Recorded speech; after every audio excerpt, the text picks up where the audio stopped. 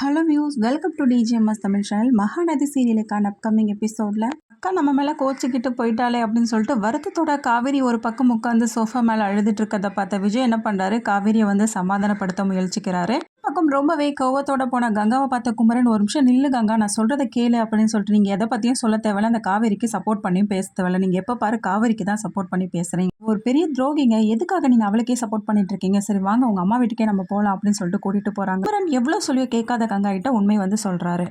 கங்கா, காவேரி மேலே எந்த தப்பும் இல்லை, எல்லாத்துக்கும் காரணம் நான் தான் அப்படின்னு சொல்லிட்டு, நீங்கள் என்ன பண்ணீங்க, திரும்ப திரும்ப அவள் காப்பாற்றுறதுக்காக நீங்கள் பழி ஏற்றுக்க போகிறீங்களா அப்படின்னு சொல்லிட்டு கேட்க, இல்லை கங்கா நான் சொல்கிறத கேளு, அன்னைக்கு வச்சிருந்த பணத்தை நான் தான் தொலைச்சிட்டேன், என்னுடைய முட்டாள்தனத்தினால அன்னைக்கு நான் அந்த பணத்தை தொலைச்சிட்டேன், உண்மையே நான் அன்னைக்கு வந்து சொல்லியிருந்தா நம்ம 2 பேருக்குள்ள உறவு வந்து விரிசல் ஏற்பட்டிருக்குமே அப்படின்னு சொல்லிட்டு எல்லா பழியும் காவேரியை தூக்கி போட்டுக்கிட்டா தெரியுமா அவளோட தலைமையில அப்படின்னு சொல்கிறத கேட்டு ரொம்பவே அதிர்ச்சியாகி போய் நிற்கிறாங்க.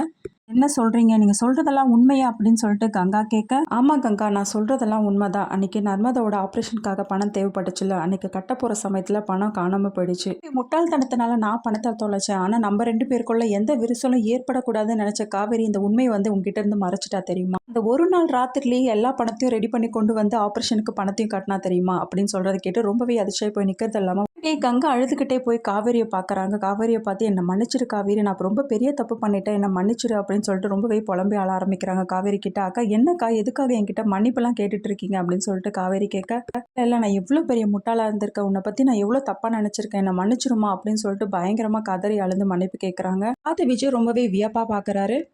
ஏன் அழறீங்க, எதுக்காக என்கிட்ட மன்னிப்பும் கேட்குறீங்க அப்படின்னு சொல்லிட்டு காவேரி கேட்கறதுக்கு அப்புறமா எல்லா உண்மைகளையும் வந்து சொல்கிறாங்க.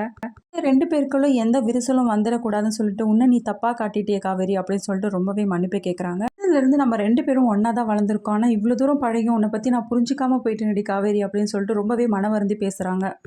என்னக்கா விடுக்கா, நீ ஏன்க்கா ரொம்ப வருத்தப்படுற அப்படின்னு சொல்லிட்டு காவேரியும் சமாதானப்படுத்த, 2 பேரும் ஒருத்தர் மாறி பேசி முடிச்சதுக்கு அப்புறமா கங்கா கேட்குறாங்க, சரி காவேரி அந்த பணத்துக்கு நீ என்ன பண்ண அப்படின்னு சொல்லிட்டு, என்னால எப்படி நர்மதாவோட ஆப்ரேஷனுக்காக பணத்தை ஏற்பாடு பண்ண அப்படின்னு சொல்லிட்டு கங்கா கேள்வி கேட்க, காவேரி முகத்தையும் காவேரி விஜய் முகத்தையும் ஒருத்தர் மாறி பார்த்துக்க, சொல்லு காவேரி அப்படின்னு சொல்லிட்டு கேட்காக்கா, அதுவாக்கா இப்போ முக்கியம், அதெல்லாம் அப்புறமா பேசிக்கலாம், அதெல்லாம் நான் இப்படியே ரெடி பண்ணேன், இப்போ அது முக்கியம் இல்லைக்கா, நீ என் கூட வந்து நல்லா பேசுனது எனக்கு அவ்வளோ சந்தோஷமா இருக்கு தெரியுமா அப்படின்னு சொல்லிட்டு பேசுறாங்க. இதான் குமரனை பார்த்த விஜய், அவங்க 2 பேரும் புரிஞ்சிக்கவே முடியலையே அப்படின்னு சொல்லிட்டு கேட்க, ஆமா அவங்க 2 பேரும் சின்னதுலேருந்து ரொம்ப க்ளோஸாக இருந்தாங்க, என்னால தான் ஏதோ சின்ன மிஸ் அண்டர்ஸ்டாண்டிங் ஆயிடுச்சு, 2 பேருக்குள்ள விரிசல் ஏற்படுச்சு, இவங்க 2 பேரும் பிரிஞ்சிருந்ததுல நானும் ஒரு காரணமாயிட்டேன் அப்படின்னு சொல்லிட்டு வருத்தப்பட்டு பேசுறாரு குமரன். விடுங்க ப்ரோ, அதான் சரியாயிடுச்சு அப்படின்னு சொல்லிட்டு விஜய் ஒரு பக்கம் பேச, இவங்க 2 பேரும் ரொம்ப சந்தோஷமா இருக்காங்க, நல்லா ஜாலியாக பேசுறாங்க, ரொம்ப நாள் கழிச்சு 2 பேரும் மனசு விட்டு பேச ஆரம்பிக்கிறாங்க. அதுதான் கொடைக்கானல் நல்லா மழை பெய்ய ஆரம்பிக்குது, 2 பேரும் மழையில் நனையலாமா அப்படின்னு சொல்லிட்டு ஆசைப்பட்டு 2 பேரும் போய் நனைய ஆரம்பிக்கிறாங்க. சின்னதுல 2 பேரும் கொடைக்கானல் எப்படிலாம் இருந்தோம்ல அப்படின்னு சொல்லிட்டு 2 பேரும் மாறி மாறி பேசிக்கிறாங்க. இதை விஜய் பார்த்து ரசிக்க ஆரம்பிக்கிறார். ராகினி அஜய் இவங்க 2 பேரோட பேச்சு வந்து எழும்புது.